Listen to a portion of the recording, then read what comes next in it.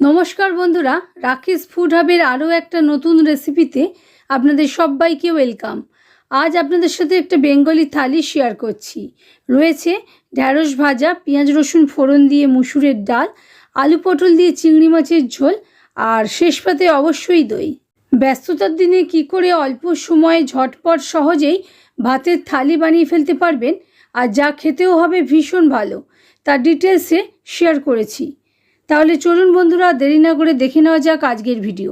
প্রথমেই দেখুন, একটা প্রেশার কুকার নিয়ে নিয়েছি। প্রেশার কুকারের মধ্যে 1 কাপ মতন মুসুরির ডাল আমি ভালো করে ধুয়ে নিয়ে অ্যাড করে দিয়েছি। এবারে এর মধ্যে 2 বাটি পরিমাণ জলও অ্যাড করে দিলাম। দিয়ে এটা প্রেশার কুকারে একটা সিটি দিয়ে মিডিয়াম ফ্লেমে রেখে দিচ্ছি পেপার নামা পর্যন্ত। এবারে তাওয়া গ্যাস বার্নের উপর বসিয়ে নিয়েছি। তাওয়াতে সর্ষের তেল অ্যাড করে দিয়েছি 2 টেবিল চামচ পরিমাণ। তেলটা খুব ভালো করে দেখুন গরম হয়ে গেছে। ধোঁয়া ওঠা গরম হওয়ার পর ঢ্যাঁড়সগুলো আমি অ্যাড করে দিচ্ছি। এই ঢ্যাঁড়সগুলো আমি ভালো করে আগে ধুয়ে নিয়ে জল শুকনো করে নিয়েছি, নিয়ে তারপরে পিস পিস করে কেটে নিয়েছি। 1 চামচ পরিমাণ নুন অ্যাড করে দিয়েছি, দিয়ে সবটা নেড়েচেড়ে মিশিয়ে নিয়েছি। গ্যাসের ফ্লেমটা লোতে রেখে আমাদের এটাকে ভালো করে ভাজা ভাজা করে নিতে হবে।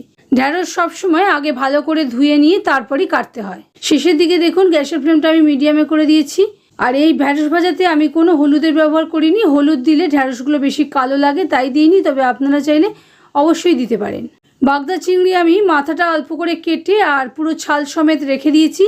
এবারে ভালো করে ধুয়ে নেওয়ার পর জল শুকনো করে নিয়ে এর মধ্যে 1/4 চামচ হলুদ গুঁড়া, 1/4 চামচ নুন অ্যাড করে দিয়েছি। দিয়ে সবটা ভালো করে মেখে নিচ্ছি। এবারে আমরা কড়া বসিয়ে নিয়েছি গ্যাস বার্নারের উপর।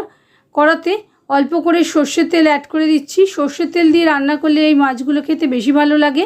তেলটা ভালো করে গরম হওয়ার পর হাই ফ্লেমে আমি চিংড়ি মাছগুলো অ্যাড করে দিয়েছি। চিংড়ি মাছগুলো খুব বেশিক্ষণ ভাজছি না, 2 মিনিট মতো নাড়াচাড়া করে নিচ্ছি। বেশিক্ষণ ভাজলে চিংড়ি মাছ শক্ত হয়ে যায়, খেতে অত টেস্টফুল লাগে না। এরকমভাবে ভেজে তুলে নিয়েছি। এবার এই তেলের মধ্যেই আবারও একটু সর্ষের তেল আমি অ্যাড করে দিয়েছি। দিয়ে লম্বা লম্বা করে ঝোলের আলু যেভাবে কাটি সেই রকমভাবে 2টো মিডিয়াম সাইজের আলু কেটে নিয়েছি, সেটাকে অ্যাড করে দিয়েছি। গ্যাসের ফ্লেমটা মিডিয়ামে রেখে আলুগুলো লালচে করে ভেজে তুলে নিচ্ছি। এখানে আপনাদের জানিয়ে রাখি, আমার চ্যানেলে এর আগেও আমি অনেক থালির রেসিপি শেয়ার করে রেখেছি, সেগুলোর লিঙ্ক ডেসক্রিপশন বক্সে অ্যাড করে দেবো, আপনারা ইচ্ছে হলে দেখতে পারেন। এবারে এই তেলের মধ্যেই পটলও আমি লম্বা লম্বা করে কেটে রেখে দিয়েছি, সেটাকে অ্যাড করে দিলাম। পটলের গায়ে অল্প অল্প ছাল লাগিয়ে রেখেছি যাতে পটলগুলোর মধ্যে স্ট্রেংথ থাকে। ঢাকা চাপা দিয়ে সিম আঁচে একটুক্ষণ একদিক ভাজা হওয়ার পর দেখুন উল্টে নিয়েছি। 2 পিঠ অল্প করে ভেজে নিচ্ছি। খুব বেশি লাল করে ভাজার দরকার নেই, তাহলে আবার খেতে ভালো লাগে না। ঢাকা দিয়ে অপর পিঠটাও ভেজে নিচ্ছি। এই সময় একটা মশলা তৈরি করে নেবো। তার জন্য গ্রাইন্ডিং জারের মধ্যে একটা মিডিয়াম সাইজের পেঁয়াজ আর একটা মিডিয়াম সাইজের টমেটো অ্যাড করে দিয়েছি। সঙ্গে 2টো গোটা শুকনো লঙ্কা অ্যাড করে দিয়ে ফাইন পেস্ট করে নিচ্ছি। দেখুন ততক্ষণে আমাদের পটলগুলো ভাজা হয়ে গেছে। এবারে পটলগুলো তুলে নিচ্ছি। আমি আলু পটল দিয়ে চিংড়ি মাছের ঝোলটা বানাচ্ছি, তবে আপনারা চাইলে শুধু আলু দিয়েও বানাতে পারেন। পটল তুলে নেওয়ার পর এর মধ্যে 1/4 চামচ গোটা জিরে আর একটা মিডিয়াম সাইজের পেঁয়াজ খুব ফাইনলি চপ করে অ্যাড করে দিয়েছি। দিয়ে গ্যাসের ফ্লেমটা সিমে রেখে পেঁয়াজটা একটু ভালো করে ভাজা ভাজা করে নিচ্ছি। ঢাকা চাপা দিয়ে ভাজা ভাজা করে নিচ্ছি। দেখুন পেঁয়াজ আমাদের ভাজা হয়ে গেছে, লালচে রঙের কালার এসে গেছে। এই পর্যায়ে আমাদের পেঁয়াজ টমেটোর পেস্টটা অ্যাড করে দিয়েছি। 1 চামচ পরিমাণ গ্রেটেড আদাও অ্যাড করে দিলাম। দিয়ে সবটা ভালো করে আবারও ভাজা ভাজা করে নিচ্ছি। যতক্ষণ না টমেটোর জলটা মরে ততক্ষণ রান্না করে নিচ্ছি। সঙ্গে একটা তেজপাতা ছিঁড়ে অ্যাড করে দিয়েছি। ঢাকা দিয়ে সিম মাছে রান্না করে নিয়েছি। দেখুন মশলাটা আমার পুরো কষে গেছে, জল পুরো মরে গেছে। এই পর্যায়ে এর মধ্যে 1/2 চামচ হলুদ গুঁড়ো, 1/2 চামচ ধনে গুঁড়ো, 1 চামচ কাশ্মীরি লঙ্কার গুঁড়ো, অল্প একটু লঙ্কা গুঁড়ো দিয়ে জল অ্যাড করে দিয়েছি। দিয়ে ভালো করে মশলাটা কষিয়ে নিচ্ছি। এই পর্যায়ে গ্যাসের ফ্লেমটা সিমেই রাখতে হবে। সিম আছে ভালো করে কষিয়ে নিচ্ছি। 1 চামচ পরিমাণ নুনও অ্যাড করে দিলাম। দেখুন খুব ভালো করে আমার মশলাটা কষানো হয়ে গেছে। এবারে এর মধ্যে ভাজা আলু পটল অ্যাড করে দিচ্ছি। দিয়ে মশলার সঙ্গে আবারও একটুক্ষণ ভেজে নিচ্ছি। এইভাবে ভেজে নিলে আলু পটলগুলোর মধ্যে মশলার পুরো ফ্লেভার পাওয়া যাবে, আর আলু পটলগুলো কিছুটা সিদ্ধও বেশিক্ষণ ধরে করতে হবে না। এই মশলাটা কিন্তু সিম আঁচেই কষিয়ে নিতে হবে। দেখুন খুব ভালো করে মশলা কষা হয়ে গেছে, পুরো তেল বের হয়ে গেছে। এবারে এর মধ্যে জল অ্যাড করে দেবো। আমি গরম জল অ্যাড করে নিয়েছি। আপনারা যেরকম ঝোল খেতে চান সেই অনুযায়ী জল অ্যাড করবেন। আমি খুব বেশি ঝোল রাখবো না, মিডিয়াম করে ঝোলটা বানাচ্ছি। 3-4টে গোটা কাঁচা লঙ্কাও অ্যাড করে দিয়েছি। দিয়ে সবটা মিশিয়ে নিয়েছি। মিশিয়ে নেওয়ার পর দেখুন ঝোলে বয়েল এলে ভাজা মাছগুলোও অ্যাড করে দিয়েছি। দিয়ে সবটা ভালো করে নেড়ে চেড়ে মিশিয়ে নিয়ে ঢাকা চাপা দিয়ে মিডিয়াম হিটে রান্না করে নিচ্ছি। 10 মিনিট রান্না হয়ে গেছে। আমাদের আলু পটল সব সেদ্ধ হয়ে গেছে, মাছও সেদ্ধ হয়ে গেছে। আরও 5 মিনিট মতো রান্না করার পর এটা আমি নামিয়ে নিচ্ছি। 5 মিনিট পর দেখুন ঢাকা খুলে নিয়ে এর মধ্যে 1/4 চামচ মতো গরম মশলা গুঁড়ো অ্যাড করে দিয়েছি। এরকম শেষে গরম মশলার ব্যবহার করলে রান্নাতে খুব বেশি ফ্লেভার পাওয়া যায় গরম মশলার।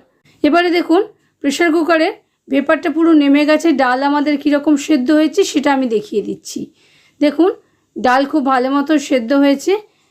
এরকম হাতার সাহায্যে আমি দেখিয়ে দিচ্ছি আপনাদের কতটা নরম হয়েছে।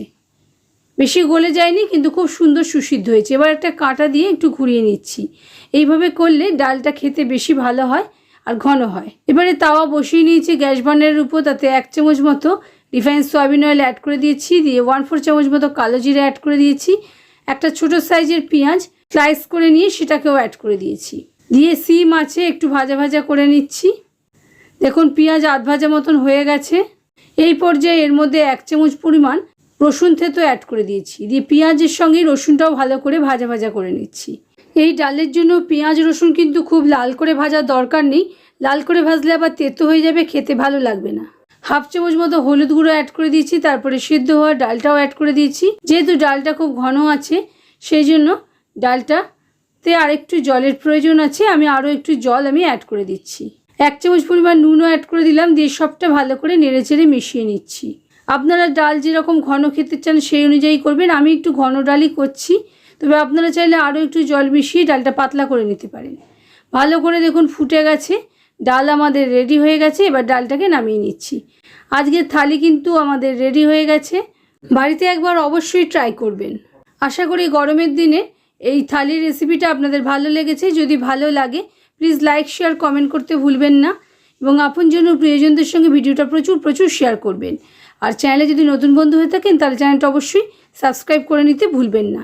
ভিডিওটা আপনারা যদি ফেসবুক পেজ থেকে দেখে থাকেন তাহলে পেজটাকে ফলো করে নেওয়ার অনুরোধ রইল। ভালো থাকবেন, সুস্থ থাকবেন। আবারও আসছি নতুন রেসিপি নিয়ে নতুন কোনো ভিডিওতে।